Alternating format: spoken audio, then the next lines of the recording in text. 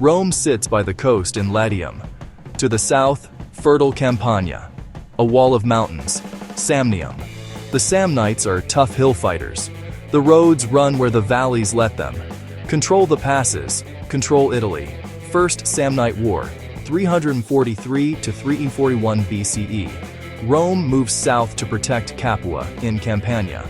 On the map, that's crossing from the coastal plain into the mountain gate. Rome wins a couple of sharp fights, then quickly signs peace. Why?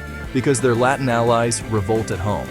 Expand too fast, and your backline burns. Second Samnite War, 326 to 304 BCE. Rome tries again. Early on, disaster. The Caudine Forks, a choke point in the Apennines. Legions trapped in a valley maze, forced to surrender without a fight. Humiliating.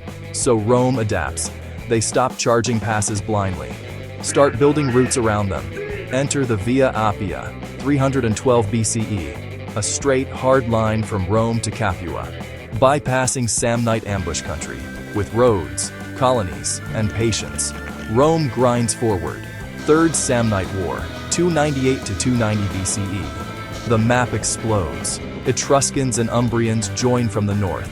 Gauls spill in. Samnites hit from the mountains.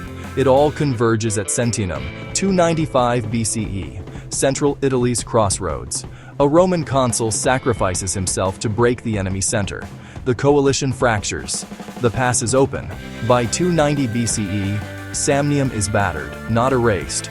Rome owns the corridors, coast to inland, north to south. They plant colonies like Nails, Luceria, Venusia, and stitch Italy with roads.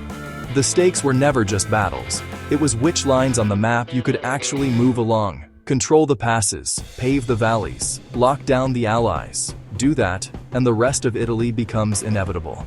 That's how the Samnite Wars turned Rome from a city into a system.